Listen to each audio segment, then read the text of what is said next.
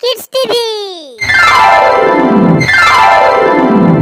পাহাড়ের এক ঝর্ণার কাছে একটা বাঘ দাঁড়িয়ে এদিক ওদিক শিকার খুঁজছিল, কিন্তু অনেকক্ষণ এদিক ওদিক তাকানোর পরেও কোনো শিকারের সন্ধান পায় না। ঝর্ণার জল আয়নার মতো পরিষ্কার ছিল।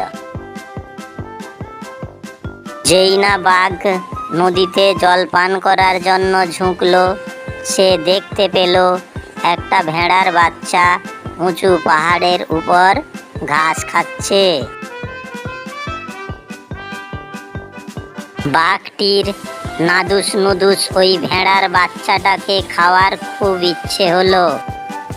বাঘটি তখন ওই ভেড়ার বাচ্চার দিকে আস্তে আস্তে করে যেতে লাগলো। কিছুক্ষণের মধ্যেই বাঘ ওই ভেড়ার বাচ্চাটির কাছে পৌঁছে গেল। বাঘ দেখলো ভেড়ার বাচ্চাটি অনেক উঁচুতেই আছে। তখন বাঘটি ভাবলো যে কোনো প্রকারে ভেড়ার বাচ্চাটাকে নিচে নামাতেই হবে। বাঘটা তখন ভেড়ার বাচ্চাটাকে বলল, ওই ভেড়ার বাচ্চা, তুই এত উঁচুতে কি করছিস? ভেড়ার বাচ্চাটা তখন বাঘটাকে বলল, তুমি কি দেখতে পাচ্ছ না আমি ঘাস খাচ্ছি? আরে বেটা, তোর তো সাহস কম নয়, তুই আমার সঙ্গে তর্ক করছিস? জঙ্গলের রাজা বাঘের সঙ্গে তর্ক করছিস তুই? তা না হলে কি করব বলো, শুরুটা তো তুমিই করলে। আচ্ছা আচ্ছা, ঠিক আছে ঠিক আছে, ছাড় ওসব কথা। তুই এখন এক কাজ কর, নিচে এসে ঘাস খা। নিচেও তো প্রচুর সবুজ ঘাস হয়েছে না? না না, তার আর কোনো দরকার নেই।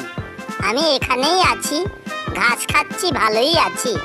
তলায় এসে ঘাস খাওয়ার আমার কোনো দরকার নেই। এখান থেকে ঘাস খেয়ে আমি বাড়ি চলে যাব। জিদ করিস না, জিদ করিস না, নিচে নেমে আয়। তোর মা আমাকে পাঠালো তোকে লক্ষ্য রাখার জন্য। ও, তাহলে এই ব্যাপার। কিন্তু আমি তো কোনোদিন আমার মাকে দেখিও নি। কিন্তু আমাকে তো এক ভদ্রলোক তার বাড়িতে রেখে লালন পালন করছে। আরে হ্যাঁ হ্যাঁ, ওই ভদ্রলোকের স্ত্রী, ওই তো আমাকে পাঠালো। ও তো তোর এক প্রকার মাই হলো, তাই না? আমার মালিক আমাকে বলেছে যে কোনো পরিস্থিতিতে আমি যেন এই পাহাড়ের উঁচুটাই থেকে ঘাস খাই, কোনো মতে যেন নিচে না নামি। আরে তোর মালিক কি এখানে আছে? ও কি দেখতে পাচ্ছে? তুই যদি নিচে এসে একটু ঘাস খেয়ে আবার উপরে চলে যাস, তাহলে তোর মালিক কি দেখতে আসছে এখানে? দেখ না, নিচে কত সুন্দর সবুজ সবুজ ঘাস হয়েছে। তা সবুজ সবুজ ঘাস না হয় দেখলাম, কিন্তু তুমি আমাকে তলায় এসে সবুজ সবুজ ঘাস খাওয়ার জন্য জোর জবরদস্তি কেন করছো? দেখ, তুই যদি ওই উঁচু পাহাড় থেকে নিচে পড়ে যাস, তাহলে তো তুই মরে যাবি। আর তুই মরে গেলে এই জঙ্গলের বদনাম হবে। আর এই জঙ্গলের রাজা আমি, তো আমারও বদনাম হবে। তাই বলছি, তুই নিচে এসে যা। মিথ্যে কথা। তুমি আমাকে নিচে এই কারণে নামাতে চাইছো, তুমি তো পাহাড়ের উঁচুটায় উঠতে পারছো না। আমি যদি নিচে নেমে ঘাস খেতে যাই, তাহলে তুমি আমাকে ধরে খাবে।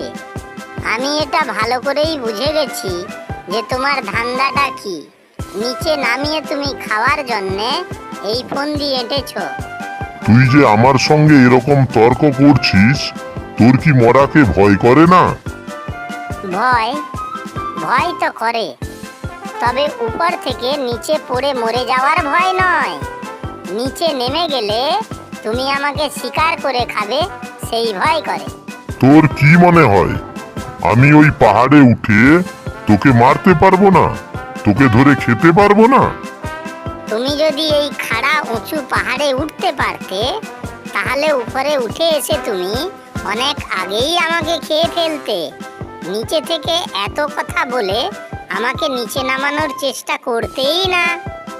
তুই একটা সামান্য ভেড়ার বাচ্চা, তুই আমার ক্ষমতা পরীক্ষা করতে চাইছিস? না না, তা ঠিক নয়। আমি অ্যাকচুয়ালি তোমার হাত থেকে নিজেকে বাঁচানোর চেষ্টা করছি। দেখ, তোকে আমি বাচ্চা ভেবে এবারের মতো ছেড়ে দিলাম, কিন্তু এরপরে কোনোদিন যদি তুই আমার সঙ্গে এরকম করিস, তাহলে সেই দিন আমি তোকে মেরে খেয়ে যাব।